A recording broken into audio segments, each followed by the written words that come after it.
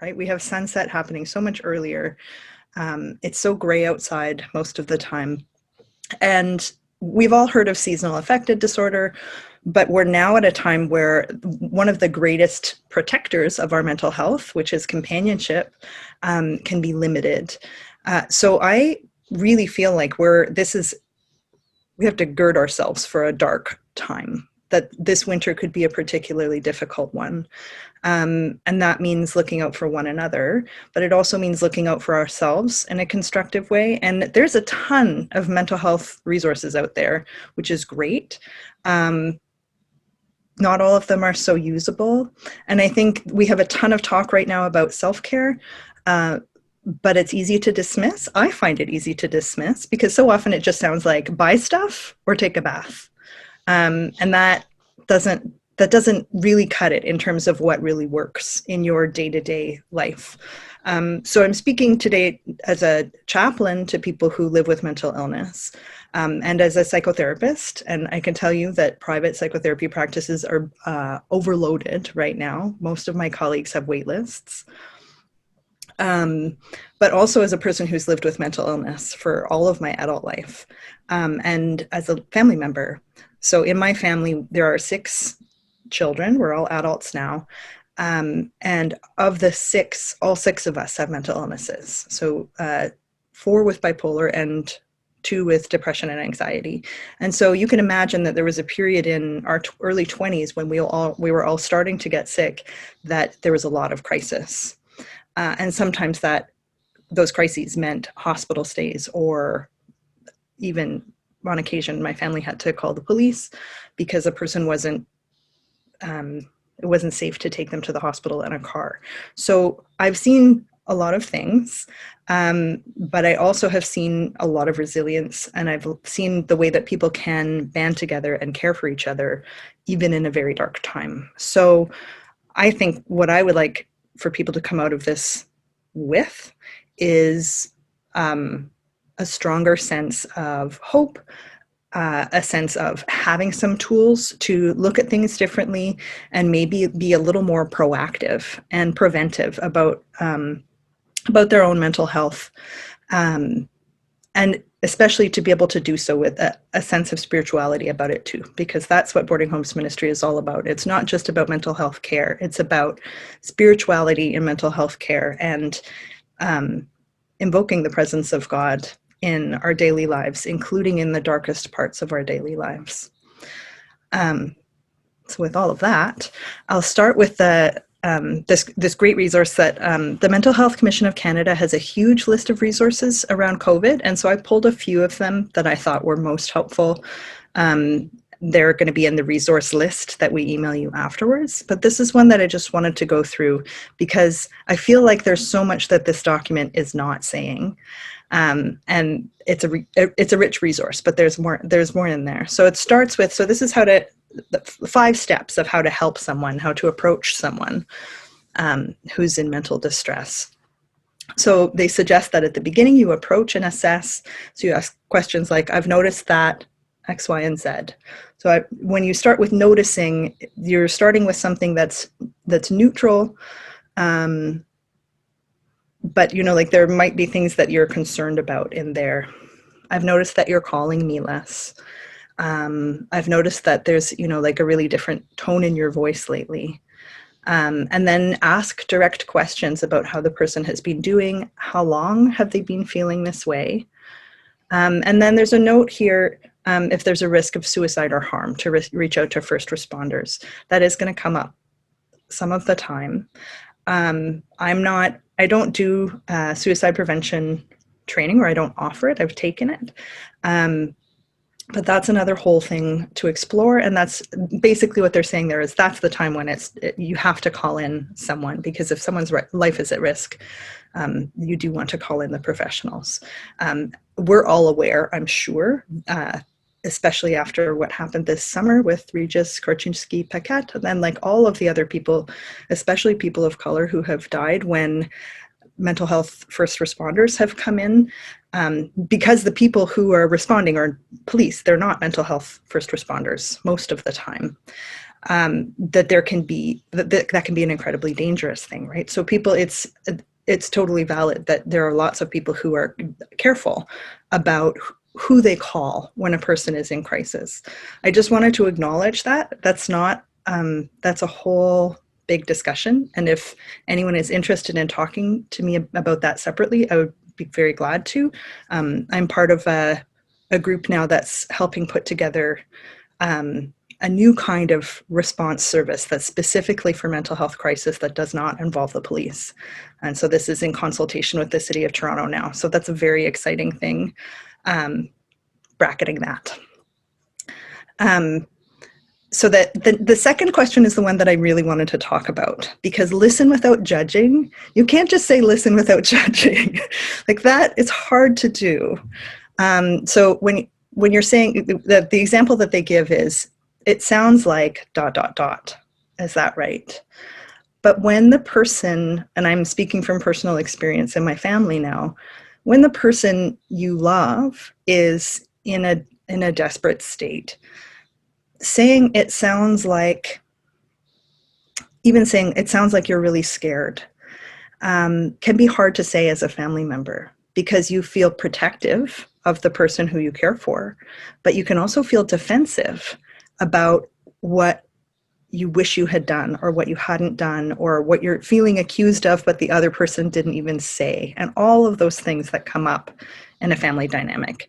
So I just wanted to highlight this one in particular, because it is a real, I think it's a spiritual practice to be able to ask a person a non-judgmental question, because we may think that we're asking a non-judgmental question and it sure comes off judgmental to a depressed person who has a different lens. So that's one that I wanted to highlight, to not to be afraid, but to really turn on your, whatever your internal light is, to approach that with some openness and some light. It sounds like this is how you're feeling. It sounds like you've been feeling really down. It sounds like you're feeling hopeless. Name a feeling is a really good way to be specific and not get caught in the trap of being judgmental. So it's so hard. It's so hard. And it's much easier if you're a professional or if you're someone who doesn't know the person well. It's much easier to give that that kind of non-judgmental presence, because it doesn't implicate you. When you're a family member, you feel implicated. And I think that's important to acknowledge in ourselves, that we're doing the best that we can. And we have to be gentle with ourselves in order to be gentle with our loved one. I think that the next few steps are easier to do in a difficult situation. Given the situation, it's understandable that you're experiencing this. There are supports available and that have helped others. So it's understandable that you're experiencing this is so, so important. It's so huge. It validates that even though whatever, extreme mental states are extreme, and they're not, everybody doesn't have them every day. But it's totally reasonable that a person would be reacting to the set of circumstances that we have in that way.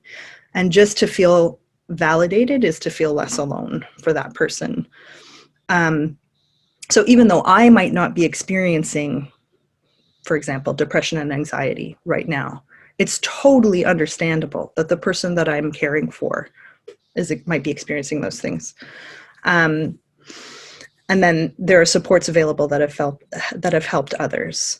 So not to overdo it on the reassurance, like you can't say you're going to be okay necessarily, right? Like a person with depression won't believe you if you say everything's going to be okay. So, but to be able to say, no, there are ways out of this. There are people that can help you. There are people who have come out of things like this before. All of those things are true. And so to ask the person what has helped in the past is also a great question. So that's moving on to the next one, encourage professional help. Because sometimes it's hard to remember what's worked in the past. When you're feeling really hopeless, it's hard to remember that anything has worked. And for me, when I've been depressed, the things that I know are best for me, like social contact, I can't do. Like, I can't. I've actually had my husband will sometimes like dial the phone to get one of my sisters to come over, because he knows that's what I need. And so that's kind of an emergency plan that we have for when I'm feeling really low. So being a person's lifeline sometimes means helping remind them that there are things that have worked for them in the past and that could work for them now. Would it help to call your therapist? Would it help to call your sister? Would, you know, so who are the people who can get this person closer to some professional help, and then encourage other supports? So I think I just touched on that one. Who are the people who are close enough, who understand the situation, who are available, who might be nearby? And then, of course, COVID complicates all of those things with the isolation. So I think it's important to acknowledge, too, that we might need to adapt some of our safety plans, or we might need to adapt our COVID plans to accommodate our safety plans. Anything in particular? When you wear or when you... I can't mute Bob.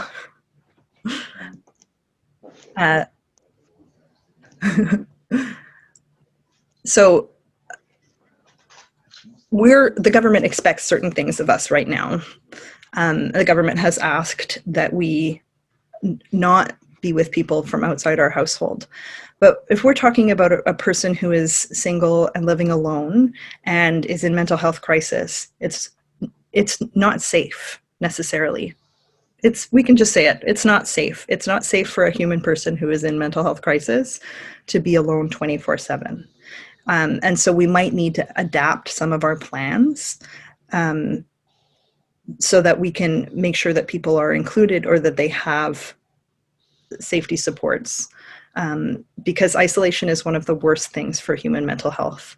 And we do believe that I should speak for myself, but many of us do believe that what the government is asking of us is absolutely essential for the pandemic.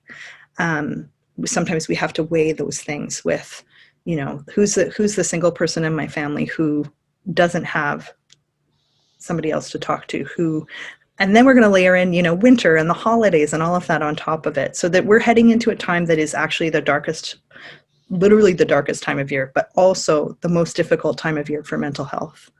And then putting the restraints and constraints of the pandemic on top of that is super, super delicate, super difficult. Maybe I just open that one up for questions, because I was thinking to do some stuff about families and loved ones up front, and then move on to individual self-care next. Does anyone have any family or loved one related questions? And I can stop screen sharing somehow, maybe.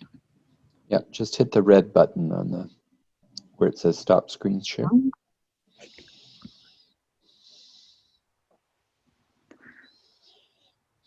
Anyone have any thoughts about that one, especially about sort of safety planning, or who is thinking about a loved one?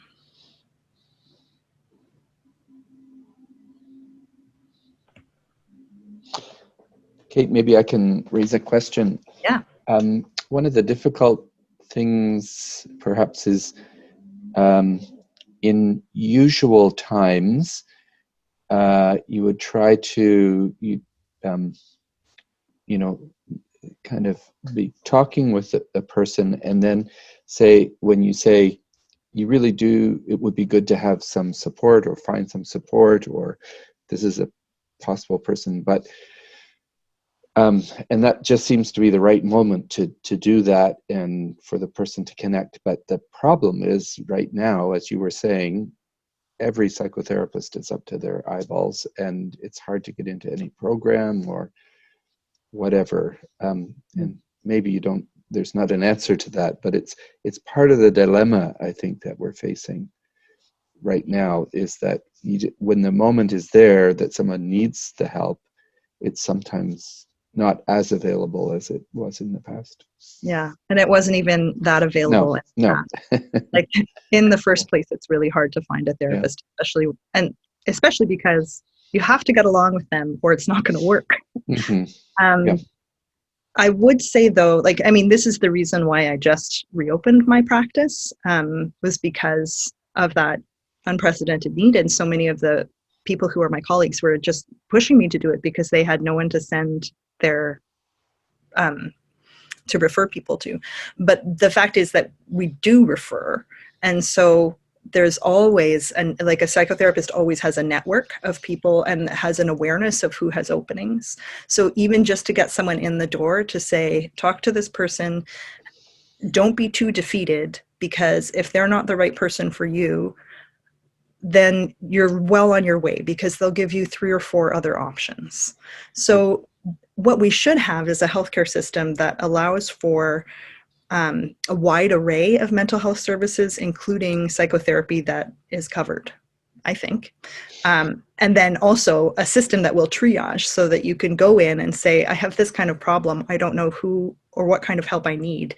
And then you get to the help you need. We don't have that. But what we have is sort of an ad hoc system instead.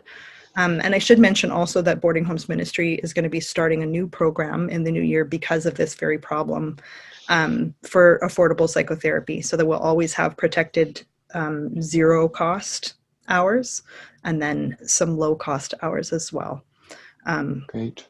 but it's, yeah. And the other thing too is that in the mental health, first aid, one of those links that are near the top of the resources that you don't have yet, there's a whole guide that's called a self-care and resilience guide. And at the bottom of it, there are a bunch of resources. So it's always good to have emergency resources on hand, like a kids help phone or like a crisis line. Um, it's good to know about those too.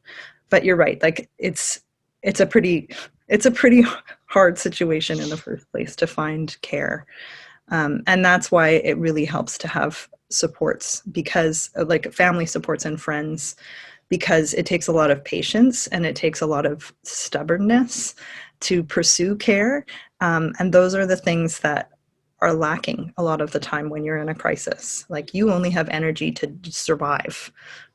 You don't have energy to be phoning a bunch of places or doing a bunch of research on what therapist is best for you. Like, that's a tall order. Hmm. Can I ask a quick question?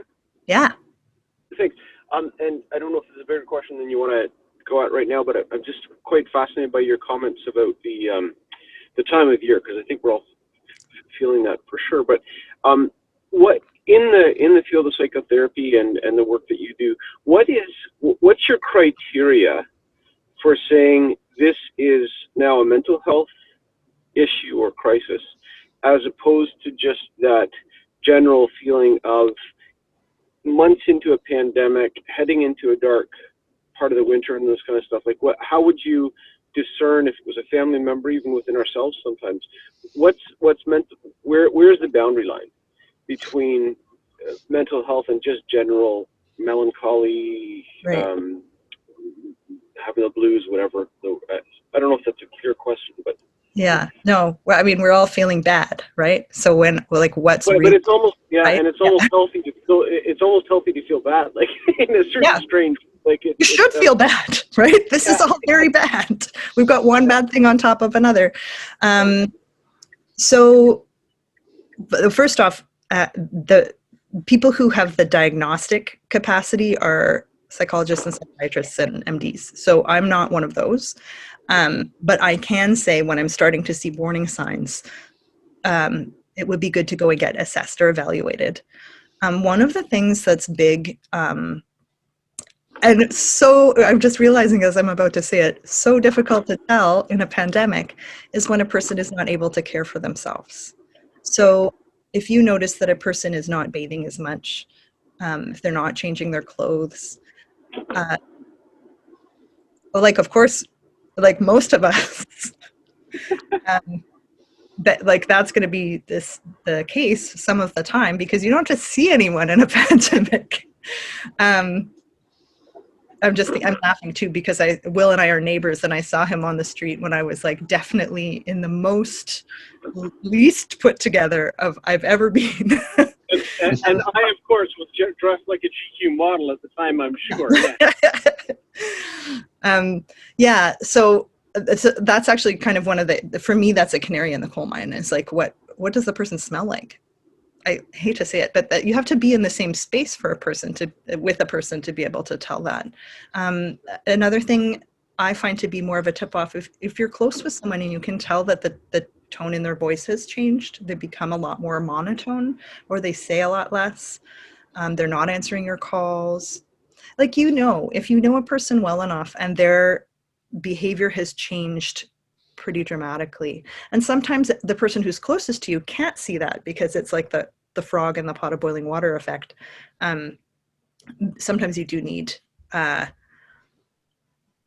the people who see you less frequently are the ones who notice the more dramatic change. But it's the same as, say, a person is grieving, and it's been a year now, and they're kind of in the same place that they were 1 month out. That's when you might say, like, in terms of a diagnostic criteria, like, oh, this is a point when grief usually has changed or has moved through a little bit. That's hard to say when we're still in the middle of the crisis. So that's a very vague answer. How's that for you? Also, I'm going to get into some winter stuff, actually, because I'm just going to work my way through this list of resources, and then you will see them in your email afterwards, and you'll be able to click on them.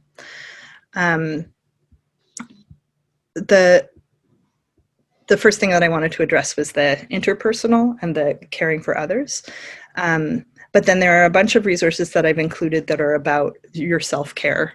And as I was saying at the top, like I have a hard time with the cult of self-care, maybe, that it's been very, like so many things, it's been very commercialized, and that it can be easy for me when I'm in a bad space. Like if I hear the word self-care, I want to barf. Like it's not helpful to me.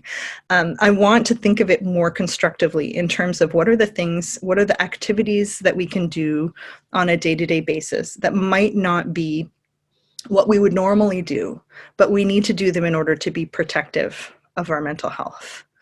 And one acronym that I wanted to share, and there's some resources in there about it, is PACE, P-A-C-E. So PACE is just daily activities that you can do. So the first one is physical exercise.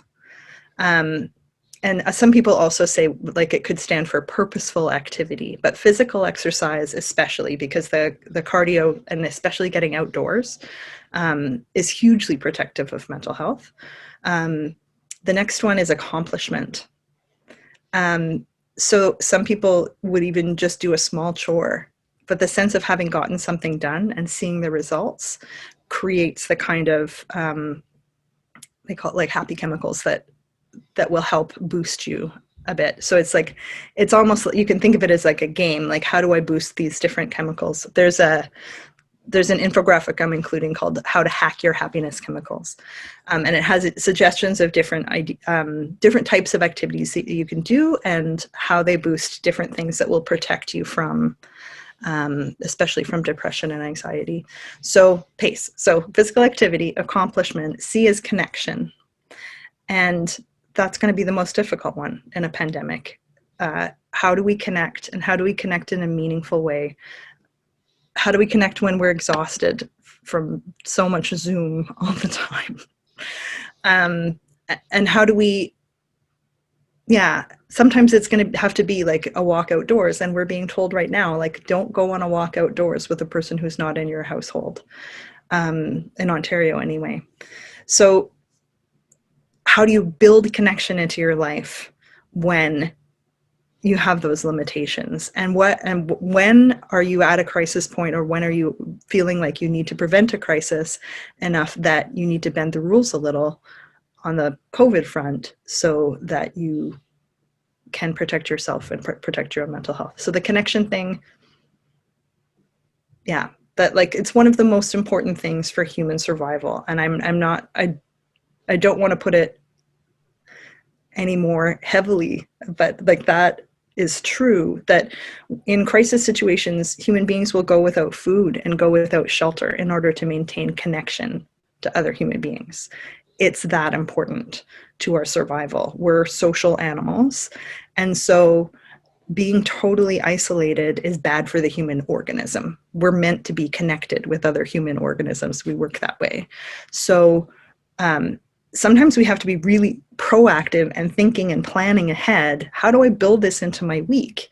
How am I going to have like a meeting? And sometimes you can do it over Zoom, right? If you have a heart-to-heart with someone and you feel like that was like a really transformative conversation, but you can go days without that. And I think it's wise to think of it I think of it in a calendar sense. How do I get this? It's like getting a vitamin. I need to get this vitamin several times a week, or I'm not going to be okay. And then the final one, the final E, is enjoyment. So doing something fun. I find that kind of tricky sometimes because I have lots of things available that distract me. I can watch a YouTube video and that could be fun, but I could watch 3 hours of YouTube videos and that could be draining. So it's about dosage too, right? How much am I drowning myself in this thing? Am I drugging myself with this thing? Or am I truly enjoying it? And so sometimes you can get an activity that will do a couple of those things at once. Like baking something will give you a sense of accomplishment and you get to enjoy it at the end. Because I'm a person with mental illness, I have developed a total obsession with calendars, and I have a color code and everything. But it's about how do I balance my time so that I'm not working too much, so that I have spirituality in my week. And if I'm not like inclined to think of it off the top of my head, that I made sure that I made time for that. And part of that too, for me, has been having a Sabbath. And my husband and I have been saying like how grateful we are to have a Sabbath during the pandemic, because we know that on Friday night, I'm Jewish, I should probably mention, that on Friday night we have a beautiful dinner. We know we're going to have a special meal. We know we're planning the groceries for the special meal. And we know that we're going to have a reasonably clean house for that one moment in the week. I don't call it cleaning. I call it beauty and order. Because those are things that appeal to me, and that we have that 24 hours with this is particularly what we choose, but no devices, no technology, and that we have time where we really read books and we really go for a walk in nature every Saturday or whatever. But otherwise, it's just the two of us in this apartment, and there's nothing to punctuate time, right? And having time that runs into itself is not always so helpful. So having ritual of any kind where you're like, I need to build in pleasure. I need to build in a sense of accomplishment. That's my not cleaning. I need to build in time where I really connect with the person in front of me and we're not just on our devices. You have to be intentional about it. And so that's where I feel like the spirituality element comes in, because everything in the everyday can be sacred. It just depends on your intention. It depends on what kind of a presence you bring to it and what kind of an openness to God's work in your life you bring to it. And that can be so hard when it's a painful time and everything is a grind. So that's why I included these things about the sort of constructive self-care. And then I also included a section on winter, seasonal affective disorder.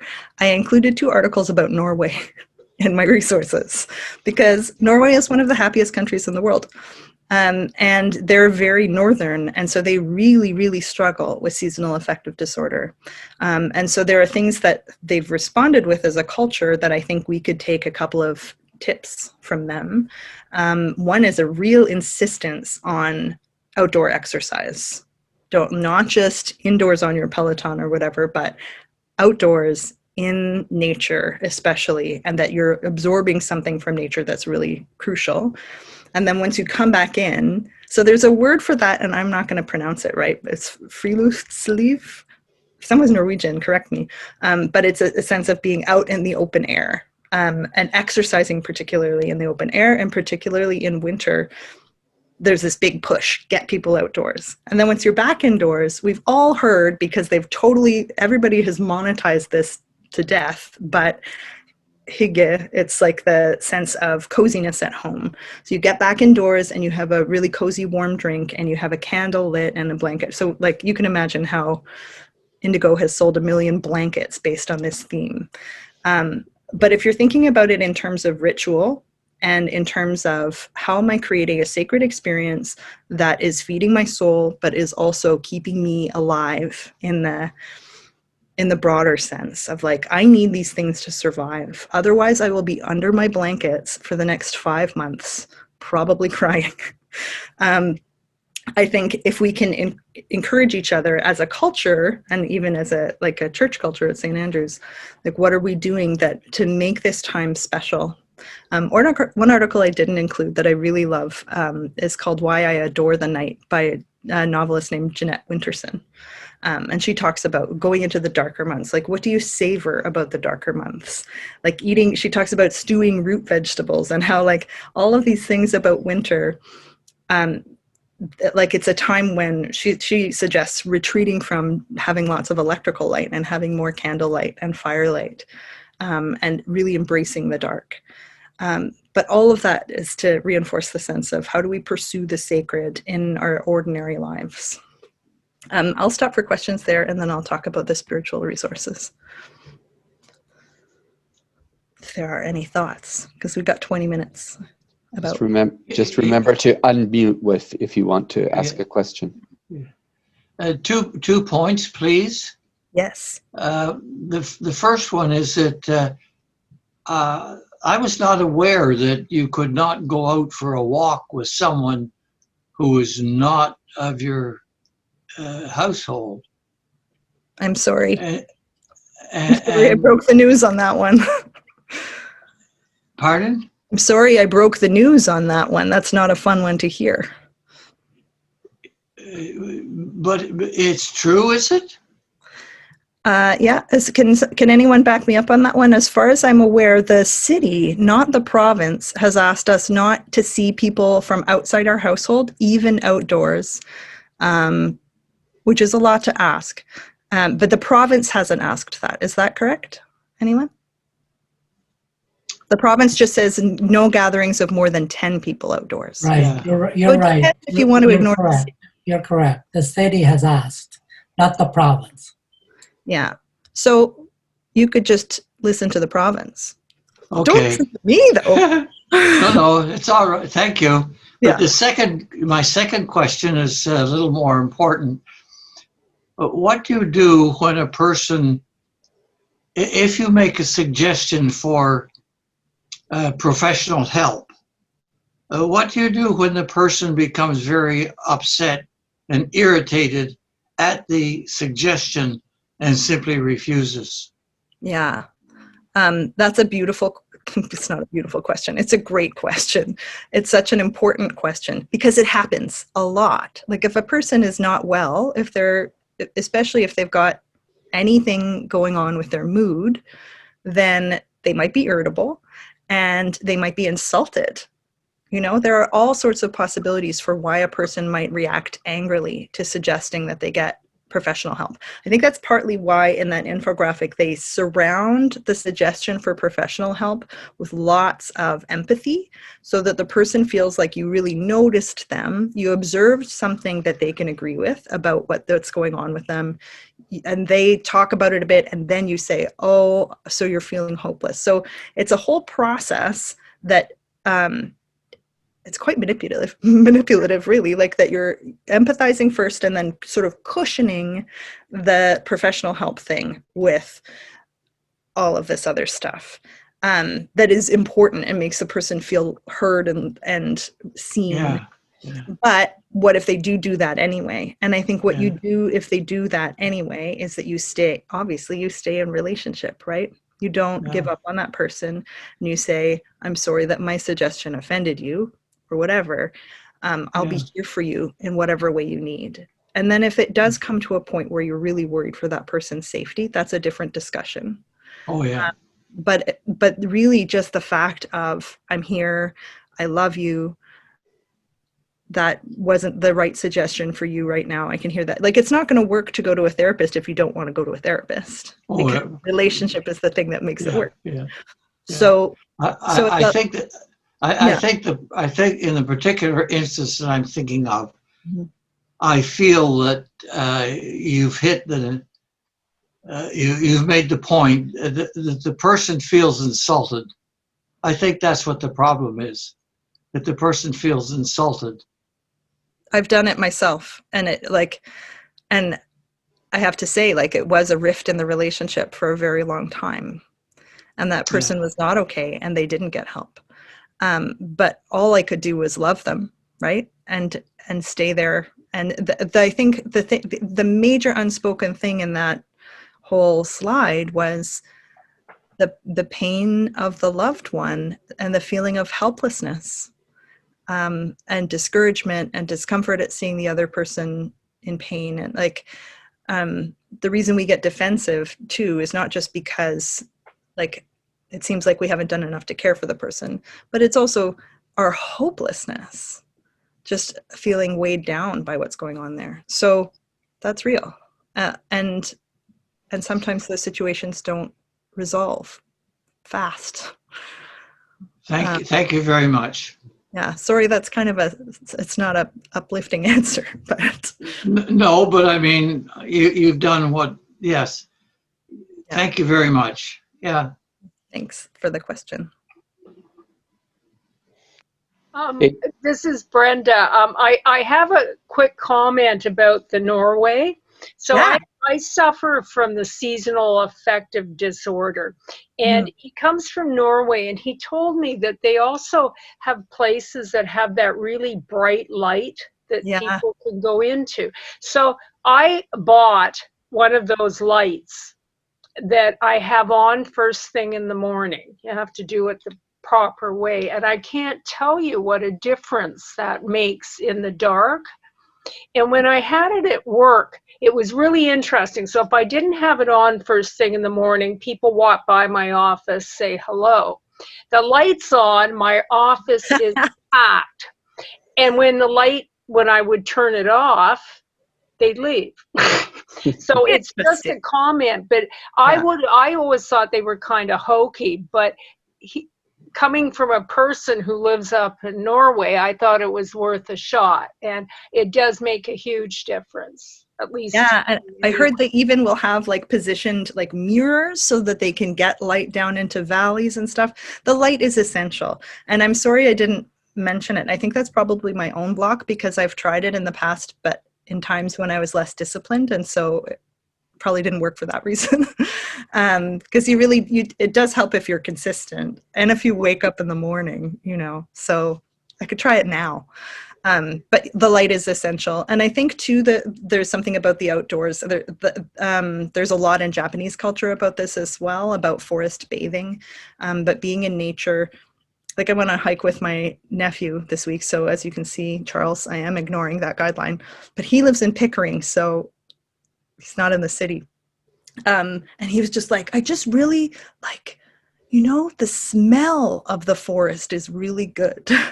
There are things that we can't see or measure that are transformative for us if we just follow the wisdom of the ages and get out there next to a tree, right? So things like that. And we've got a short amount of time left, and I wanted to just touch on the spirituality element a little more, if I may. Sure, go ahead. I added a couple of resources that I really loved. So as I was thinking about this thinking about the culture and how do we encourage each other to do practices that are really going to help us stay sane, I thought about monks. So I included an article about approaching COVID isolation like a monk from America magazine, because there are groups of people who live I just think of monasticism as an expression of spirituality in daily life, right? It's a way of choosing to live. It goes according to an ancient rule. And there are ways that we could adopt a mindset of monasticism, or just a sense of intention about, I'm going to have to get through this winter. I'm going to have to do things special. I'm going to have to make things I'm going to do rituals. I'm going to invite the sacred into my daily life. I'm going to invite fun into my daily life. This is a survival thing. So I thought of monks, so I threw that in there. And another one that I wanted to include was Nancy Merrill's Psalms for Praying. So the Book of Psalms, I think, is one of the greatest mental health resources in human history.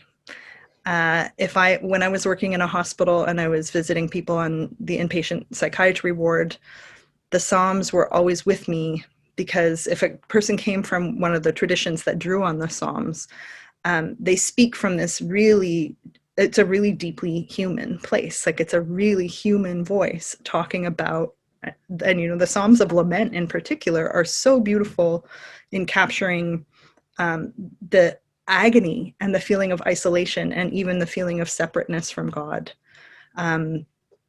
My favorite is Psalm 88, and it's a really, really dark, bleak psalm, but I'm just so glad it's there because it makes me feel so seen.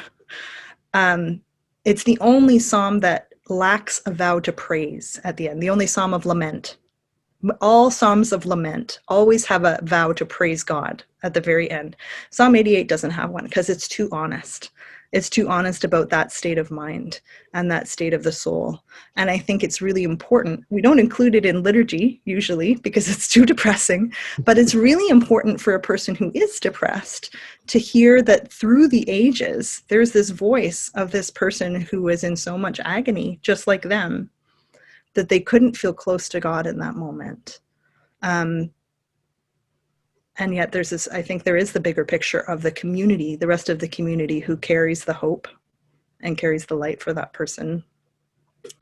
So the reason I included Nancy Merrill is that her psalm, it's a book of Psalms, but it's a paraphrase. So she writes the Psalms out almost as poems.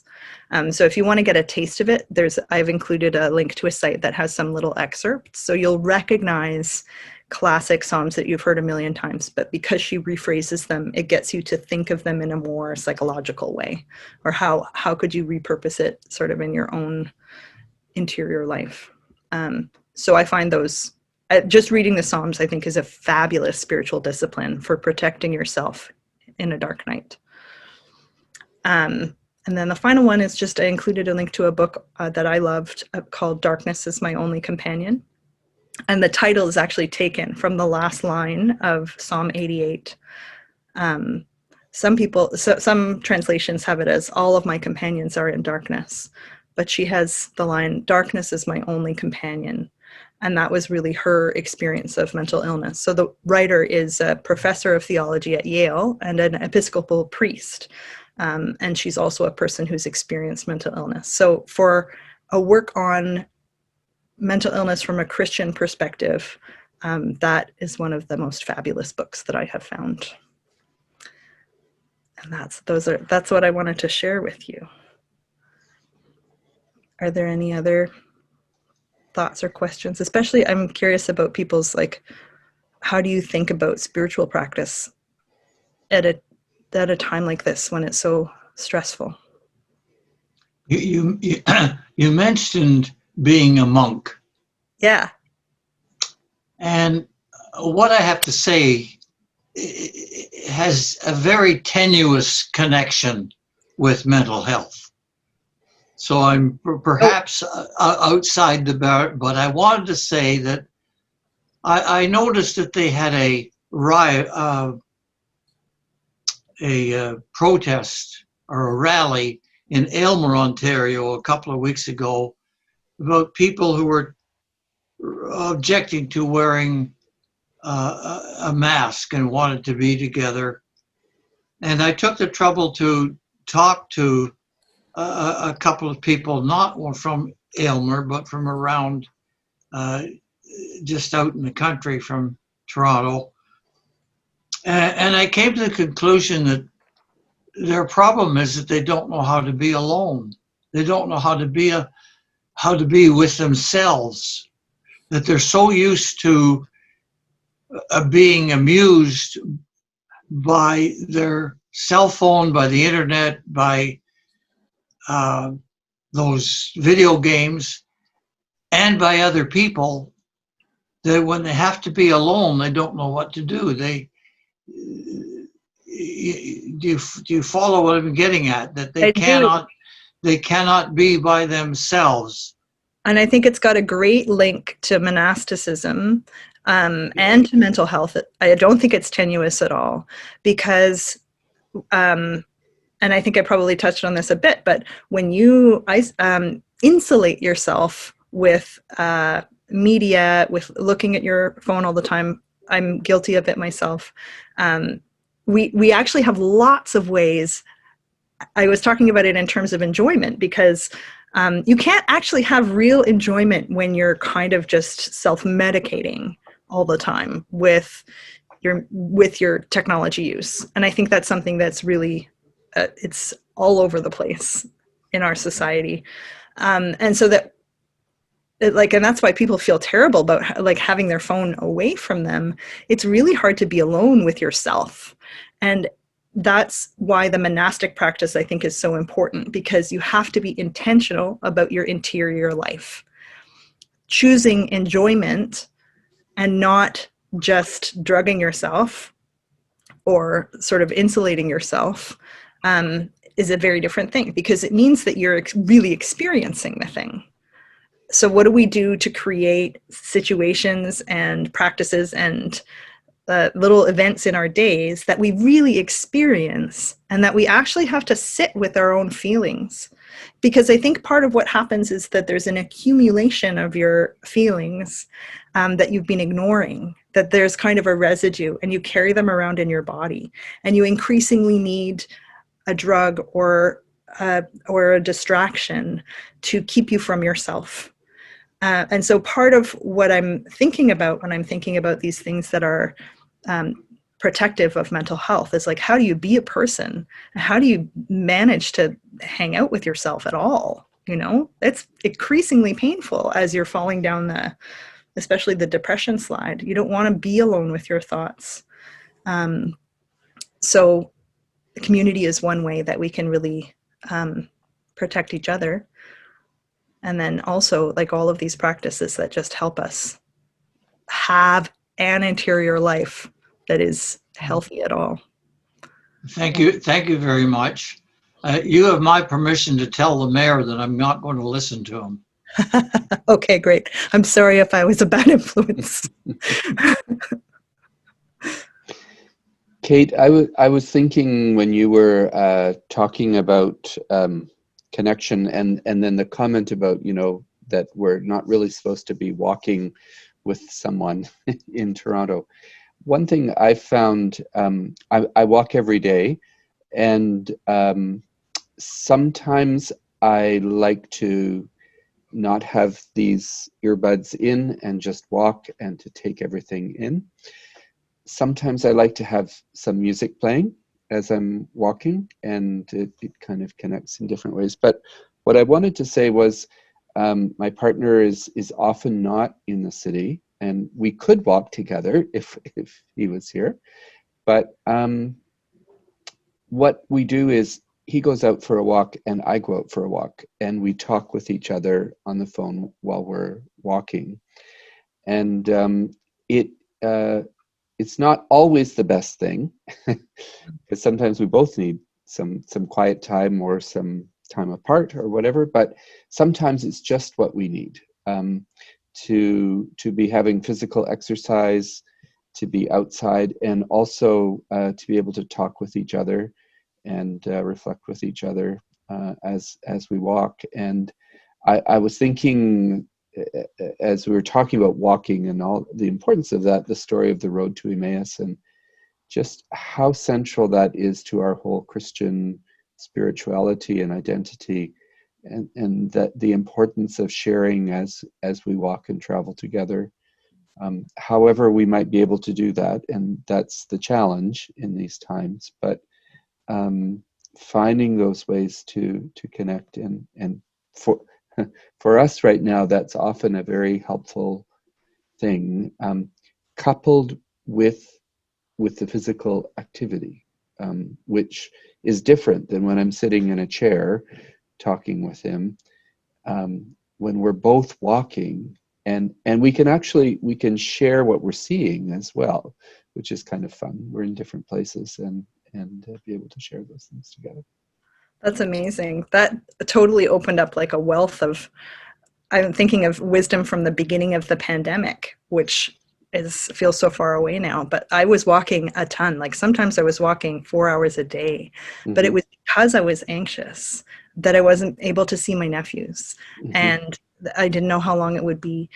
Because when you have anxiety, often what's happening in your body is like a stress response, which means high adrenaline, high cortisol. What actually exercise helps you discharge those things. Your body is telling you to run from whatever enemy, even if it's an invisible enemy, and walking helps get those moving, get those chemicals discharged rather than sort of building up in your body.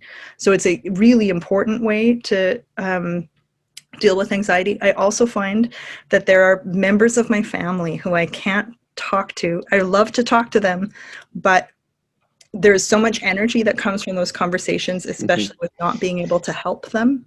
If they're a person who's got great anxiety themselves, I have to be walking to talk to them. I can't stand in my apartment. And that's my self-care. Like, I know I have to talk, like, I love to talk to these people. I love them. They're part of my family, but it gives me too many feelings to be just in one space and have those conversations. So in order to care for myself and care for them, I walk. So, and also great for, I think, doing any tough work as a couple, walking. There's something about being outdoors and moving rather than cooped up and looking at each other, I think is good.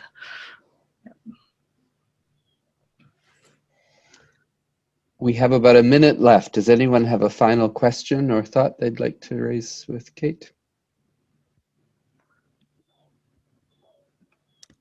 Still on the idea of Yeah. I was just going to say quickly about walking, and I love this discussion because it's something I can really relate to, and talking to people on the phone. I've also noticed that no matter what time I go out, I seem to cross paths with people that I've seen walking or exercising. And it's like, even though I never talk to them, you know, maybe don't even make eye contact, but like, I don't even know if they notice me, maybe they do, because after months of doing this, you start to see that guy who has like roller skate skis, you know, going down the street, and like or, you know, the same girl running all the time. And it's an interesting way of kind of seeing this community, you know, all out doing the same thing. Totally community. I was just going to quickly say, we've talked a lot about the walking. I really resonate with your second, the accomplishment sense, that some days just to do something, and the importance of purpose in a day is something that I've found within myself, but also in conversations with others. And I think particularly challenging for those who are out of work or who would love to be at work doing something, but they get up in the morning and the sense of purpose. And sometimes even seeing people in situations of, you know, when they move into a nursing home or something like that, just a sense of there's a loss of that focus of what the day's purpose is, if that makes any sense. And I think that's and something as silly as, you know, cleaning the bathroom can actually be a purpose. Like, you do have a sense that you know, okay, that's now nice, it's good. I think I even think of it as I give myself the gift of cleaning the bathroom because I feel so proud of myself afterwards that sometimes you just need to build that pick me up into your day. Like, if I've had a long day of struggling with like a grant application or something at work that does not make me feel accomplished because I'm so bad at it.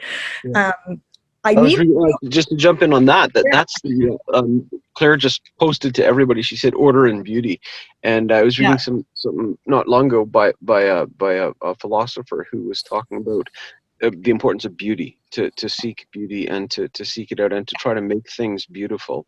And he said that there was three, in some modes of Greek philosophical thought, there was three things to pursue: truth, goodness, and beauty. And we pursue truth and goodness for the sake of truth and goodness, but we should also approach beauty for the sake of beauty. Not as a purpose to sell, to do whatever, but just can we seek. And I know in the darkest times of my life that one of the things that I've lost is the ability to see beauty. Yeah. And And that's a it's a practice to bring yourself to beauty and to witness it. Yeah. And like, I think that's what I mean with all of this. It's a practice. And just living at like a happy and fulfilling life is not something that happens by itself. And I think as a person with a mental illness, that's what I want to share with everyone is if you want a happy and fulfilling life, you plan it and you execute it. I should also credit, that came from a rabbi that I love who is teaches Hebrew chant and writes Hebrew chant, and her name is Shefa Gold.